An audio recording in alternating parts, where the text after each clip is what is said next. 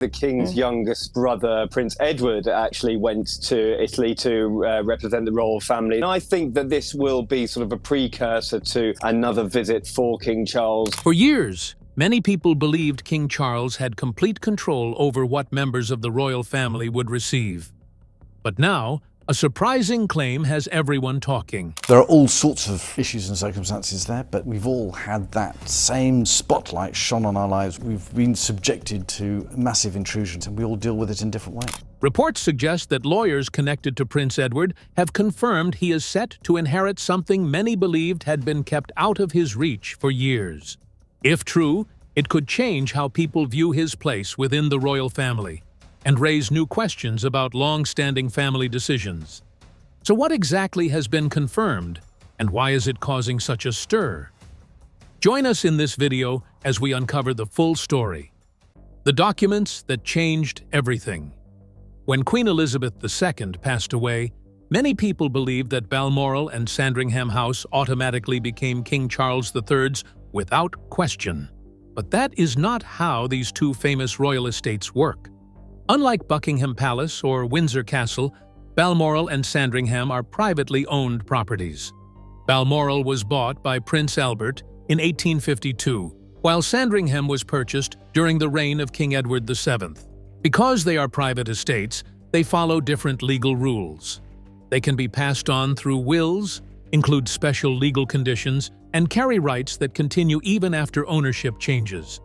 Although Queen Elizabeth II's will remains sealed, as is normal for senior members of the royal family, not every legal document connected to her estate is hidden. Estate planning papers, trust arrangements, and documents linked to the creation of the Duke of Edinburgh title have received legal attention. According to reports, it is within those records that Edward's legal team says they found something important. Their claim is that the documents grant the holder of the Duke of Edinburgh title certain legal rights connected to parts of the private estates. These reported rights include specific use of property, possible income connected to estate assets, and, in at least one instance, a partial future interest tied to certain properties. If accurate, these rights were attached to the title itself when Edward became Duke of Edinburgh, making them more than a personal promise. They would instead become legally recognized provisions expected to continue regardless of who sits on the throne. That is why Edward's legal team argues this is not about family disagreements or personal feelings. In their view, it is a straightforward legal matter involving property law, official documents, and provisions drafted with the expectation that future monarchs would honor them. The situation becomes even more sensitive because King Charles III has already made important decisions involving the management of the royal estates since Queen Elizabeth's death. Those decisions reportedly included changes affecting estate income, the management of Sandringham, and long-term planning for Balmoral.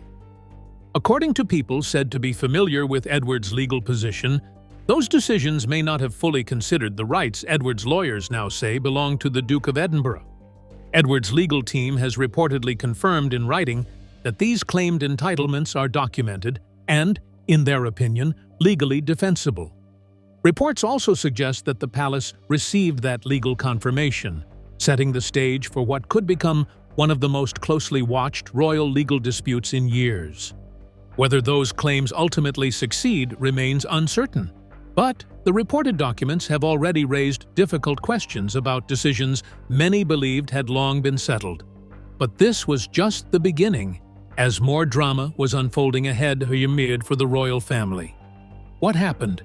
Keep watching to find out. The promise that put Edward on a collision course. Before Queen Elizabeth II died in September 2022, she made several decisions she wanted firmly in place. After decades on the throne, she had seen the royal family face growing pressure over money, titles, and control. One thing, however, was never meant to change. The Dukedom of Edinburgh would go to Prince Edward. That had long been understood within the family. The title had belonged to Prince Philip for more than 70 years, and many believed Edward, who had remained loyal and largely free from scandal, would eventually inherit it. That promise was fulfilled in April 2023 when King Charles III officially created Edward Duke of Edinburgh. On the surface, everything appeared settled. But according to reports, receiving the title may have been only part of what Edward believed had been secured. Attention soon turned to Bagshot Park, the historic residence closely linked with the Dukedom of Edinburgh. More than a large country house, the 120-room estate sits within Windsor Great Park and has long served as the traditional home connected to the title. Reports claim that during her final years, Queen Elizabeth signed a letter of intent linking Bagshot Park directly to the dukedom. Those same reports also state that Prince Philip witnessed the document before his death because he believed it would help protect Edward's long-term position. If those reports are accurate, the intention was simple. The title and its traditional home were meant to remain together. Supporters of Edward argue that this reflected Queen Elizabeth's wishes and provided an important safeguard for the future. Following the Queen's death, however, a different approach reportedly emerged. King Charles had spoken publicly about creating a slimmer, more modern monarchy, and that philosophy was said to extend beyond public duties. Reports suggest reviews began covering royal finances, estate management, leases, and long-term property arrangements. According to those familiar with Edward's position, Bagshot Park eventually became part of those wider discussions. For Edward, the issue carried deep personal meaning. He had waited decades to inherit the title his father made famous. Yet, within only a few years of receiving it, reports suggested questions were already being raised about the estate most closely associated with it. Supporters argued that without Bagshot Park, the Dukedom of Edinburgh would lose much of its historical identity and practical value. The background of the property makes the story even more interesting. When Edward accepted Bagshot Park in the late 1990s, the estate was far from luxurious. After military chaplains left the property in 1996, the building needed major repairs. It had fallen into poor condition, and there were even discussions about finding completely different uses for it instead of keeping it as a royal residence. In March 1998, Edward accepted a long lease on the property. The annual rent was set at £5,000 for 50 years, but the agreement came with major responsibilities. The estate needed expensive restoration, and Edward reportedly invested about £1.36 million of his own private money into the project. Overall repair costs approached £3 million, with additional support coming from the Crown Estate. Once the work was completed, his annual rent increased to around £90,000, a figure reported by the National Audit Office as reflecting market value. Supporters of Edward often point to this investment as evidence that he earned his place there rather than simply benefiting from royal privilege. Comparisons have also been drawn with Prince Andrew's long-running arrangements at Royal Lodge, arguing that the brothers were treated differently despite their very different financial commitments.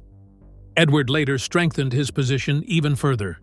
In 2007, reports state that he paid around £5 million through his company, Eclipse Nominees Limited, to extend the lease to 150 years.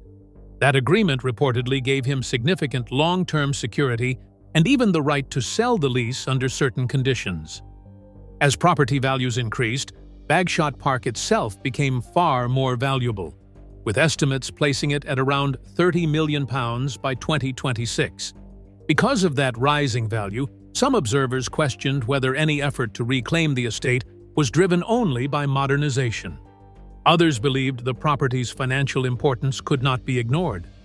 Prince Philip's reported involvement adds another layer to the story. According to claims surrounding the letter of intent, he wanted written evidence supporting Edward's position because he understood how decisions inside the monarchy could change over time. Whether those documents carry the legal weight Edward's supporters believe they do remains uncertain, but they have become central to the dispute.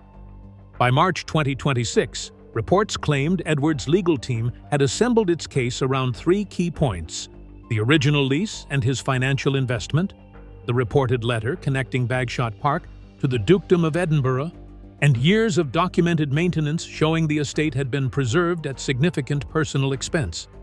Even so, none of it guaranteed victory. King Charles remained head of the institution with authority over the wider royal structure. That meant the disagreement was no longer just about land or legal paperwork. It had become a test of promises, power, and whether long-standing royal understandings would ultimately outweigh a changing vision for the monarchy.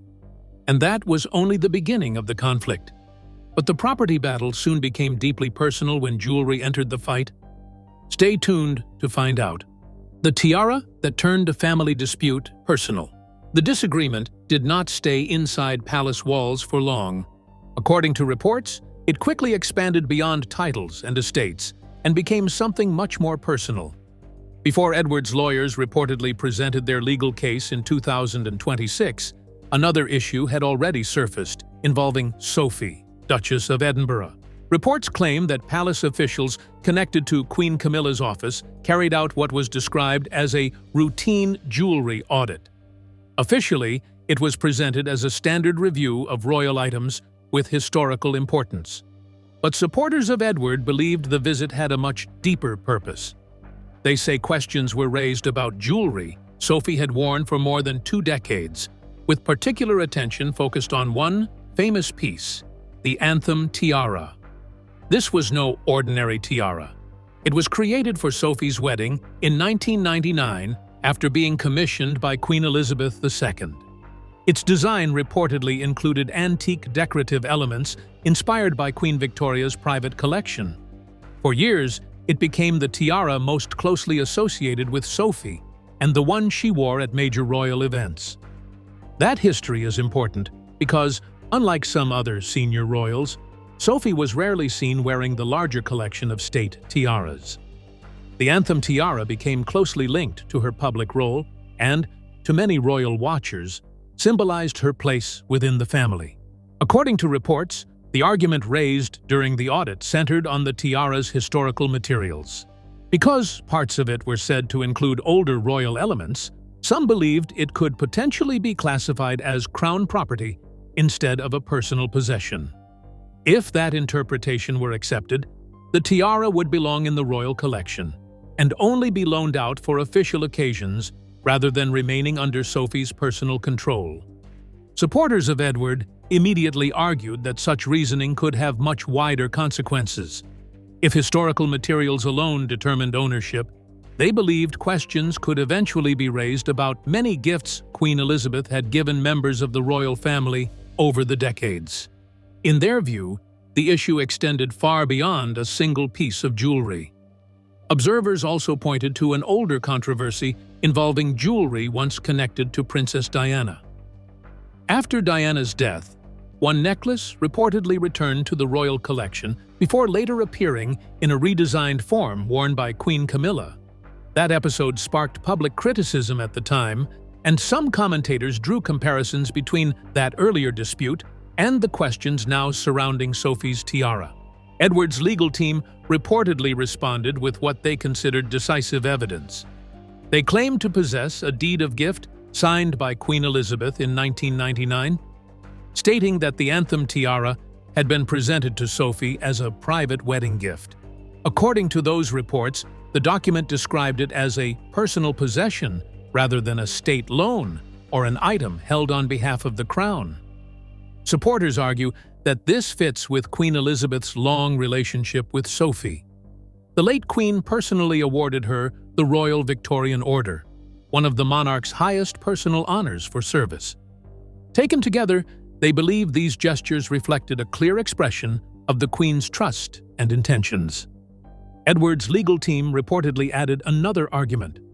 Around the time of the wedding, Edward had worked with royal jewelers to create a matching pearl necklace and earrings designed specifically to complement the Anthem tiara. Reports claim Edward retained design rights connected to that collection, allowing his lawyers to argue that the jewelry formed one artistic set that should not be separated. The dispute also carried deep emotional meaning. The Anthem tiara was the piece Sophie wore on her wedding day, making it far more than simply another royal jewel.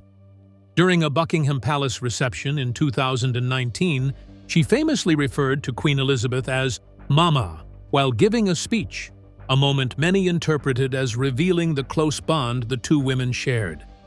By March 25, 2026, Reports claim Edward's lawyers delivered a firm warning. If attempts to challenge Sophie's ownership continued, they were prepared to release private letters said to have been written by Queen Elizabeth herself. According to those familiar with the claims, the letters reportedly expressed the late Queen's wishes regarding Sophie's personal jewelry, and may also have contained comments about Queen Camilla. If such letters exist, their publication would carry consequences far beyond the ownership of a single tiara. They could reopen old royal tensions and create another difficult chapter for a monarchy already facing intense public attention. By the end of that day, reports suggested the anthem tiara remained with Sophie exactly where it had always been. Edward was also said to have placed it under enhanced private security, making it clear that any attempt to challenge its ownership would be met with a determined legal response. At that point, the dispute was no longer simply about jewelry, property, or legal documents. It had become a battle over trust, promises, and the legacy Queen Elizabeth believed she was leaving behind. And just as the legal fight reached its highest point, another senior royal was about to enter the story, Princess Anne. So how did Princess Anne come into the picture? Keep watching to find out. Princess Anne draws a line. By the afternoon of March 25, 2026, the reported dispute had moved beyond legal papers and into a private meeting inside Buckingham Palace. According to claims surrounding the story, Princess Anne entered the room and immediately changed the atmosphere. There was no long introduction or careful conversation. She reportedly went straight to the issue at hand. To understand why that moment attracted so much attention, it helps to look at how Anne's relationship with Sophie, Duchess of Edinburgh, had changed over the previous few years. For much of their time together in the royal family, Anne and Sophie were not seen as especially close. Anne has long had a reputation for being reserved and rarely showing emotion unless she genuinely feels it. But after Prince Philip's death in 2021, circumstances reportedly brought the two women much closer. As Queen Elizabeth II relied more heavily on trusted family members during her final years, Anne and Sophie spent increasing amounts of time together while supporting the late Queen. Many royal watchers noticed the difference during Queen Elizabeth's funeral in September 2022. One widely discussed moment showed Sophie gently placing a hand on Anne's back while they stood together. It lasted only seconds, but many interpreted it as a sign of genuine trust and affection. Supporters believe that bond became important when the reported legal disagreement surfaced in 2026. According to accounts of the meeting, Anne was not simply defending her younger brother. She believed she was protecting decisions personally made by Queen Elizabeth herself. Reports claim Anne told King Charles III that allowing private gifts or legally documented arrangements made by their mother to be challenged would weaken confidence in the monarchy itself. One remark widely attributed to her summed up that concern. If Queen Elizabeth's signed documents could no longer be trusted, then future royal signatures might also lose their authority.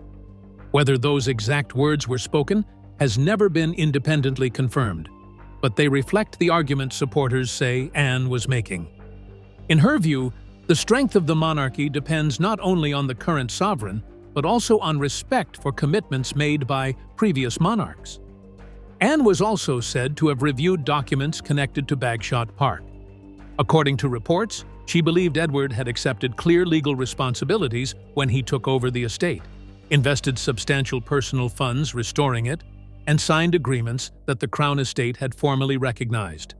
From that perspective, supporters argue the arrangement represented a binding legal understanding rather than a privilege that could simply be withdrawn. Reports further suggest Anne viewed the Bagshot Park dispute and the disagreement over Sophie's tiara as closely connected. In both situations, supporters believed Queen Elizabeth had made personal decisions supported by written documents. If one of those decisions could later be questioned, they argued, others might also become vulnerable. The issue also carried an emotional side. Sophie lost her mother at a young age, and over time many observers came to believe she developed an unusually close relationship with Queen Elizabeth. Anne, having lost both Prince Philip and Queen Elizabeth within a short period, reportedly understood how meaningful personal gifts from loved ones can become after they are gone. Some commentators also believe Anne's experiences during Princess Diana's years inside the royal family shaped her thinking. She witnessed difficult periods that affected Diana and, according to supporters, did not want to see another member of the family placed under similar pressure, even if the circumstances were very different. Accounts of the meeting also claim Anne warned that, if necessary, she would support closer examination of financial and administrative matters involving Queen Camilla's household. Whether such discussions actually occurred has not been publicly verified, but reports suggest the possibility alone carried weight because of Anne's long-standing reputation for discipline and careful management. The conversation reportedly extended beyond Edward and Sophie. Claims also surfaced that there had been quiet discussions about the future roles of Edward's children, James, Earl of Wessex, and Lady Louise Windsor. According to those reports, Anne believed any decision about their future should belong to Edward, Sophie, and the children themselves, rather than being influenced by outside pressure. Observers note that Anne made similar choices for her own children, Peter Phillips and Zara Tyndall, allowing them to live outside formal royal duties. Supporters argue that because those decisions were voluntary, she believed the same freedom should be respected for Edward's family. By the end of the reported meeting, many believed the situation had entered a new phase. According to those accounts, King Charles faced an increasingly difficult balancing act between supporting his broader vision for the monarchy and respecting arrangements supporters say Queen Elizabeth deliberately put in place.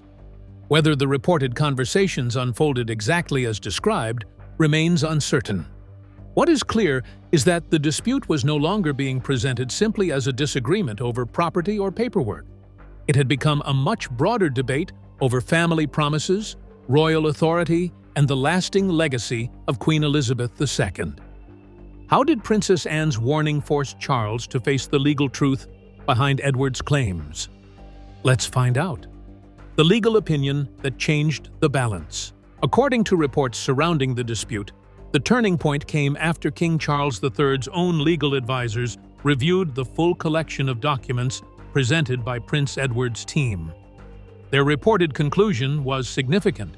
If the documents were valid and enforceable, Edward's legal position would be extremely difficult to challenge through royal authority alone.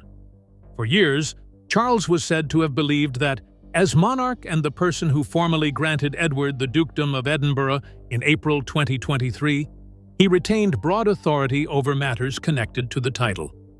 Reports claim his legal advisors told him otherwise.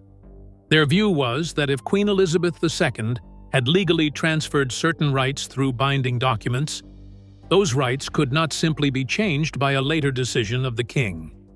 That finding alone reportedly came as a major surprise. But supporters say another document carried even greater weight. A letter said to have been witnessed by Prince Philip before his death. Charles was already aware of his mother's close relationship with Edward and Sophie. What reports claim he did not expect was evidence suggesting that Prince Philip had formally supported the same arrangements in writing. If accurate, it meant those decisions reflected the wishes of both parents rather than Queen Elizabeth acting alone. Even after those reported legal opinions, however, the disagreement did not simply disappear. According to claims surrounding the case, Queen Camilla continued supporting a broader review of royal assets and personal gifts. Reports suggest the goal was to apply consistent standards across the royal family by examining private jewelry, long-term property arrangements, and other assets connected to senior working royals. Supporters of that approach viewed it as part of modernizing the institution, while critics believed it risked overturning long-standing personal decisions made by Queen Elizabeth.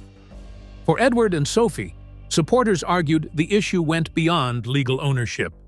Over the years, they had established a degree of independence through Bagshot Park and their own household arrangements.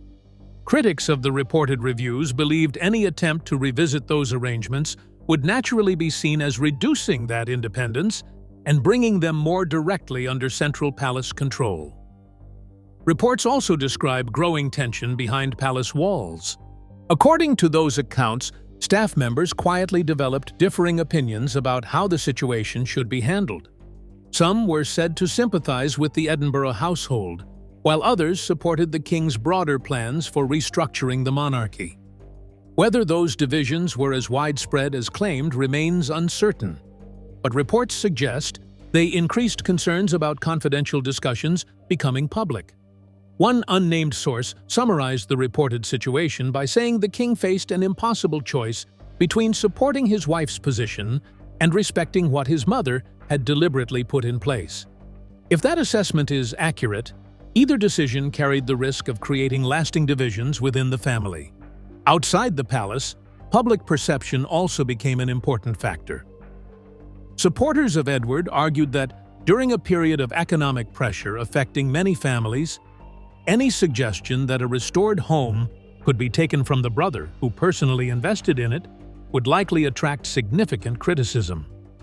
According to reports, Charles eventually attempted a more personal approach. Rather than relying only on legal discussions, he reportedly sent a handwritten note requesting a private family meeting at Bagshot Park. The response, supporters say, revealed how much the situation had changed. Edward allegedly declined to meet unless his legal team was present. If that account is accurate, it marked a clear shift.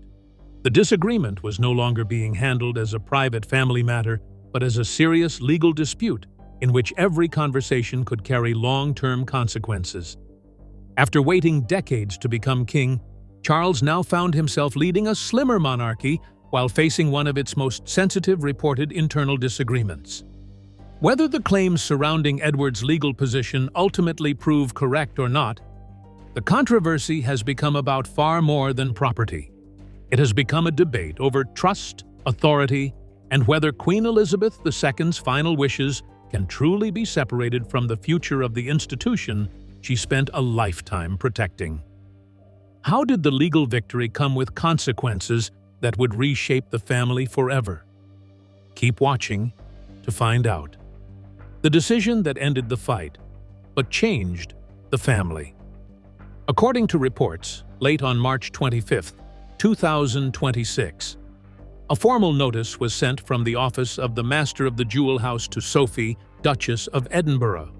The message was brief and reportedly left little room for interpretation. It stated that the Anthem tiara would remain under Sophie's exclusive private control. There was no public apology for the earlier review and no explanation attached to the decision. Around the same time, reports also claimed that any review involving Bagshot Park quietly came to an end. Officially, the move was described as recognition of the Edinburgh household's long-standing role in maintaining the estate. But supporters of Edward believed it signaled something much larger. From their perspective, the palace had stepped back. If those reports are accurate, everything Edward had been defending remained unchanged. The Dukedom of Edinburgh, Bagshot Park, and Sophie's claimed ownership of the Anthem tiara all stayed exactly as they had been following Queen Elizabeth II's decisions. Supporters argue that this transformed the entire dispute. It was no longer simply a disagreement between family members, but a documented outcome that, if preserved in official records, would remain part of royal history for years to come. In their view, the claims had been challenged, reviewed, and ultimately left standing. Even so, many believe the reported outcome did not restore the relationships involved. According to those following the story, the bond between King Charles III and Prince Edward may never be quite the same again. Public appearances are still expected to present a united royal family, with both brothers carrying out official duties when required. But supporters of Edward argue that private trust, once damaged, is much harder to rebuild. Whether that perception is accurate or not, reports suggest the controversy has highlighted different visions for the future of the monarchy. On one side is King Charles and Queen Camilla's reported focus on a smaller, more streamlined institution. On the other are those believed to favor preserving long-standing traditions and respecting arrangements established during Queen Elizabeth's reign. Princess Anne, Edward, and Sophie are often mentioned in connection with that approach, while some commentators also speculate that Prince William and Catherine, Princess of Wales, quietly value continuity, although there is no official evidence that they were involved in this reported dispute. The situation may also leave a lasting impression on Edward's children, James, Earl of Wessex, and Lady Louise Windsor. Supporters believe they witnessed their father respond to a difficult challenge not through public arguments, but through legal preparation and documented evidence. If James one day inherits the Dukedom of Edinburgh, many believe he will remember the lessons from this episode. For King Charles, the reported dispute raises questions that extend beyond legal documents. Authority can be written into law, but trust is built over time. Supporters of Edward argue that if confidence between the brothers has truly been damaged, repairing it may prove far more difficult than resolving any disagreement over property or titles. Whether every reported claim surrounding this story ultimately proves true remains open to debate. But one thing is certain: discussions about Queen Elizabeth II's legacy, the future direction of the monarchy, and the balance between royal tradition and modernization are unlikely to disappear anytime soon. And for many royal watchers, that may be the real story still waiting to unfold. So, what do you think about the drama going on in the royal household? Let us know in the comments section below. In the end, the story surrounding Prince Edward's legal battle is about more than titles, estates, or royal possessions. It is about promises made, documents signed, and the complicated balance between tradition and change inside the monarchy. Whether every claim surrounding the dispute is proven or not, it has raised questions about trust, family, and the lasting influence of Queen Elizabeth II's decisions. The royal family may continue moving forward, but this chapter shows that even behind palace walls, the past still carries power. If you enjoyed this, like, subscribe, and stay tuned for more stories.